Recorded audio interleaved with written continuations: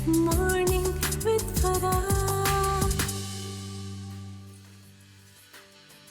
Welcome back ATV morning with फरा में खुश आमदीद। और अब हम मिल रहे हैं हमारी बहुत ही टैलेंटेड सी ख़वातीन हैं आजकल, और बहुत खुशी होती है उन्हें देख के कि जो भी उनके स्किल हैं, छोटा है बड़ा है, रिसोर्सेज कम है ज़्यादा हैं, वो यूटिलाइज़ कर रही हैं और अपने बिजनेसेस छोटे छोटे जो हैं उन्होंने शुरू किए हुए हैं और सोशल मीडिया प्लेटफॉर्म्स को बड़ी अच्छी तरह से यूज़ कर रही हैं। अमल खान भी उनमें से एक हैं। अस्सलाम वालेकुम अमल। वालेकुम अस्सलाम, क्या हाल चाल है? कैसी मैं हैं? बिल्कुल ठीक, आप कैसी हैं? अल्हम्दुलिल्लाह ठीक ठाक। तो किसकी हिदायत पे अमल करती हैं आप?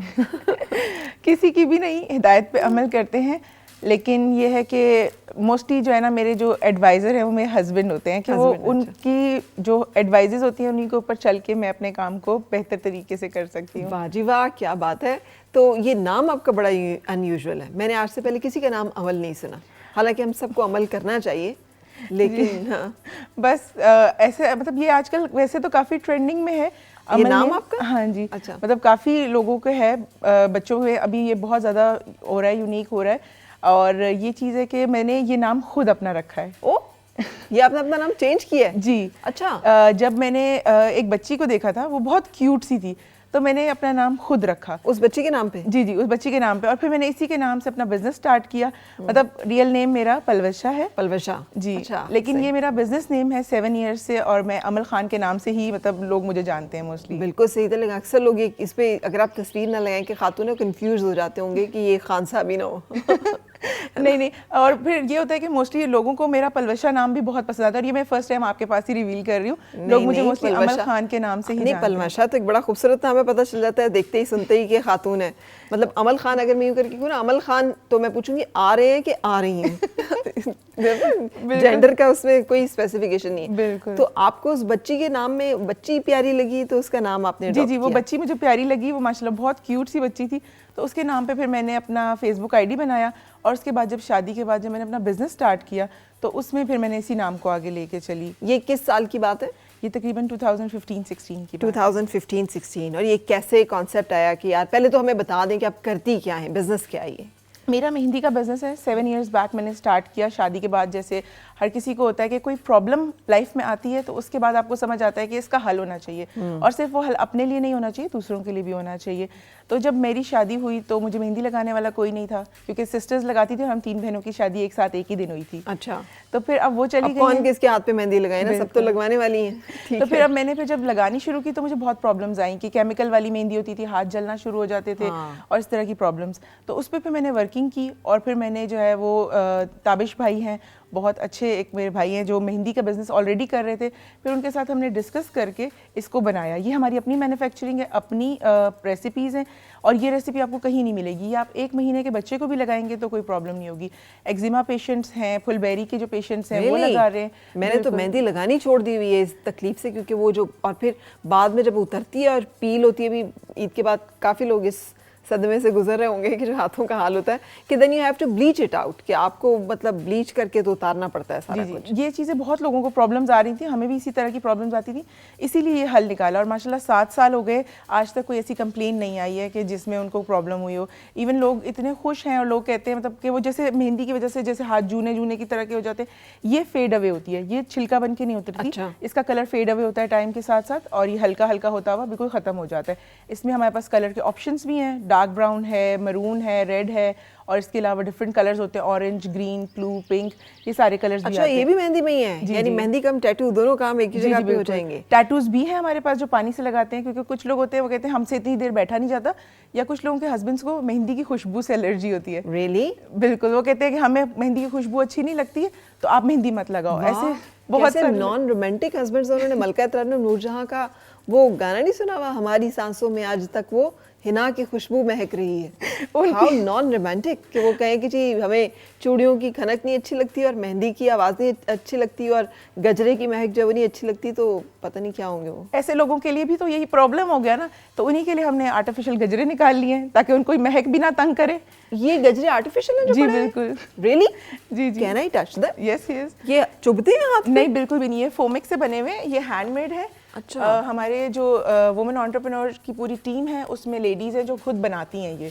अच्छा, सो जब दिल किया गजरा पहन लिया, जिस दिन दिल किया आपने जाना है बालों में लगा लिया, बालों में लगाना है तो और जब दिल किया उतार के रख लिया, फ्रेश का फ्रेश, ताज़ा का ताज़ा। बिल्कुल, सालों साल ताज़ा, साल ताज़ा ताज़ा। ग्रेट। तो इसमें डिफरेंट कलर्स के साथ भी बनते होंगे? बिल्कुल, जिस कलर में चाहेंगे उस कलर में बन जाएगा। जैसे अगर मैं बालों में लगा लूँ, हाँ, तो बालों में भी हम लगा सकते हैं, जूड़ा बनाकर हाँ, बन के अराउंड जो है वो लगा सकते हैं। वाह जी वाह, क्या बात है। सो ये तो बड़ा कमाल। ये सारी चीज़ें आपके जहन में अपने पे बीती तो याद आया? जी बिल्कुल। और इसके बाद ये हुआ कि कोविड जब आया ना, तो उस टाइम पे लोगों को शॉपिंग की बहुत प्रॉब्लम हो गई थी। आपको पता होगा कि जैसे मार्केट्स बंद हैं, कहीं आना जाना नहीं हो रहा। तो अब वो मुझे काम करते हुए 2 से 3 साल हो गए थे और मेरे पास ऐसे कॉन्टैक्ट्स थे कपड़ों के, जूतों के, ज्वेलरी के। फिर मैं जहाँ रहती हूँ उधर मार्केट में ऐसा होता था कि दुकानें शटर बंद करके खुलती थी। तो अब मैंने लोगों को फैसिलिटेट करना शुरू किया। ठीक है। मतलब उन लोगों के मेरे पास कॉन्टैक्ट्स थे, वो मेरे घर पे सामान दे जाते थे। शाम के टाइम जब शॉप्स ओपन करते थे वो सामान मुझे दे जाते थे। तो मैंने लोगों को जो है इसी तरह सामान प्रोवाइड करना शुरू किया उनके घरों पे।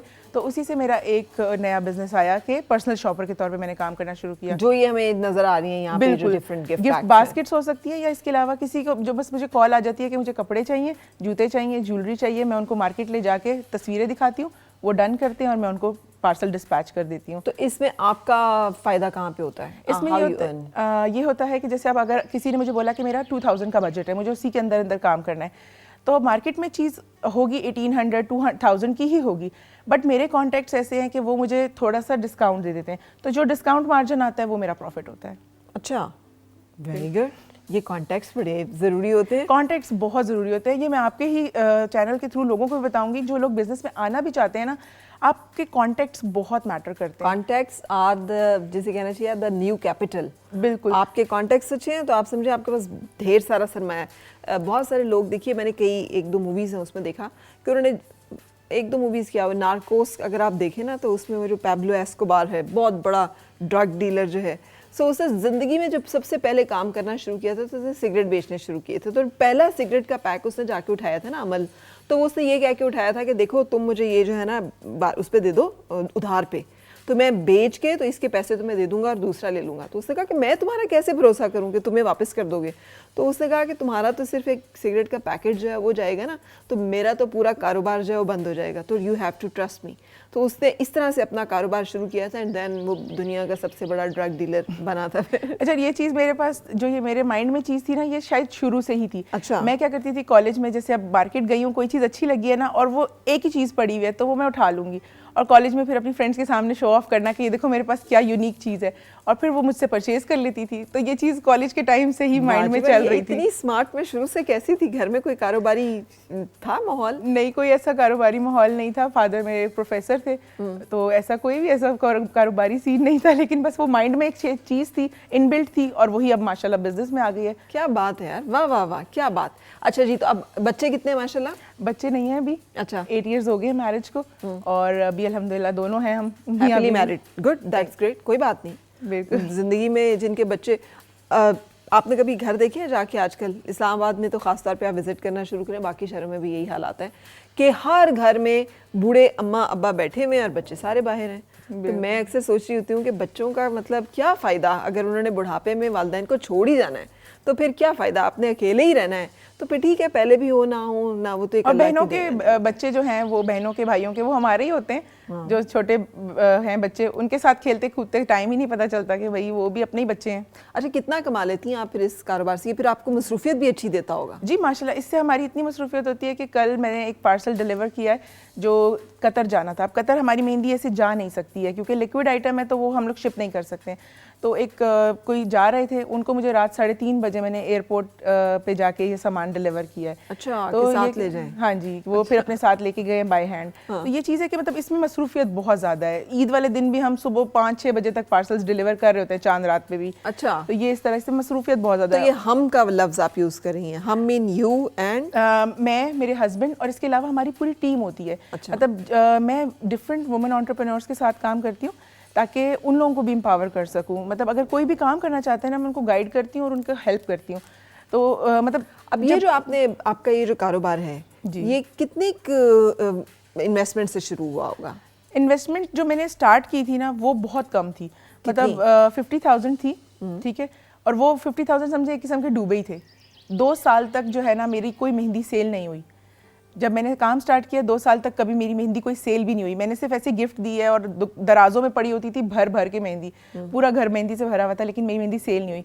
तो अब उसी चीज़ को भी मैंने माइंड में रखा हुआ है और मैं दूसरी जो एंटरप्रेन्योर्स आने वाली हैं उनको इसलिए हेल्प करती हूँ ताकि जो 2 साल मेरे ज़ाया हुए हैं वो उन लोगों के ज़ाया ना हो। अच्छा, तो फिर वो मेहंदी आपने गिफ्ट शिफ्ट कर दी, लेकिन आप बाज नहीं आई। बिल्कुल, वो गिफ्ट की, लेकिन उसी से ना मुझे पता चला कि मेरी मेहंदी की शेल्फ लाइफ 1-2 साल से भी ज़्यादा है और वो अगर पड़ी रहे तो वो ख़राब नहीं होती है। सही। ये मुझे उस तजुर्बे से पता चला। और जो आपने लोगों को दी होगी, उन्होंने लगाई होगी, फिर उन्हें इस्तेमाल के बाद अंदाजा रिव्यूज़ आए मेरे पास, रिव्यूज़ आए, उनका फीडबैक आया, फिर वही लोग आपके बायर्स भी बन गए। बिल्कुल। तो ये तो एक तरह से ज़ाया नहीं कह सकते, मार्केटिंग में आपके वो लग गए, है ना, आपकी उसमें कमर्शियल, राइट। लेकिन वो 2 साल जो ज़ाया हुए ना, वो मुझे होता है तो मैं कहती हूँ और किसी के ज़ाया ना हो इस तरह। अच्छा। ताकि वो लोग जो अब नए आ रहे हैं बिजनेस में, मैं उन लोगों को इस तरह गाइड करूँ कि वो अपना टाइम डे 1 से ही अर्निंग स्टार्ट। मैंने इसमें पूछा था कि कितनी अर्निंग, क्या क्या मिल जाता है इसमें अर्निंग, क्योंकि देखिए बिजनेस जब कर रहे होते हैं ना तो उसमें होता है हवाई टाइप होता है। किसी महीने आप 1-1.5 लाख कमा लेते हैं, किसी महीने जो आप शायद 10-20 हज़ार भी नहीं कमाते, क्योंकि सीजन्स होते हैं ना कि जैसे अब मेहंदी का सीजन गुजरा है आपका ईद का,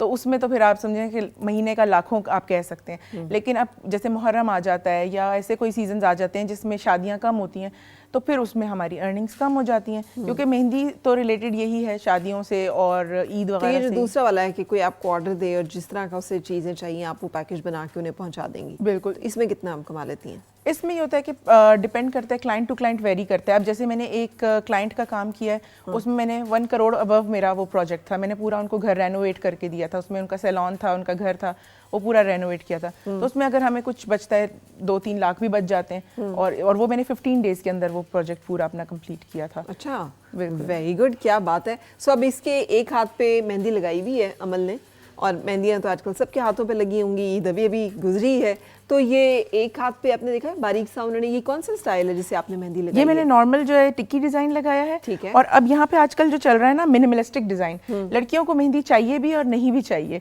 तो ये आजकल चल रहा है कि छोटी छोटी सी बूटियां होती हैं और वो दूर दूर इस तरह होती हैं, लाइक उनको एक हल्का सा टच आ जाता है कि हाँ हमने मेहंदी लगाई, एक तसल्ली हो जाती है। वैसे मुझे तो ये टिक्की स्टाइल ही हमेशा कितना अच्छा लगता है, लेकिन हम यहाँ पे एक ब्रेक ले रहे हैं और ब्रेक के बाद आप इसको बनाइएगा कैमरे के सामने, ताकि जो लोग अभी भी कुछ उनको शौक है, बच्चे घरों में अगर बच्चियों को बनाना है, उन्होंने मेहंदी लगानी है, तो भी स्टाइल को कॉपी कर सकें। और मेरे साथ आमिर सदीकी साहब भी मौजूद हैं। अस्सलाम वालेकुम, कैसे हैं आप? अल्हम्दुलिल्लाह। और आपके क्या खूबसूरत आपका आर्ट एंड क्राफ्ट है। मैं अभी आपकी तरफ भी आ रही हूँ ब्रेक के बाद, लेकिन उससे पहले हम एक ब्रेक के लिए रुक रहे हैं।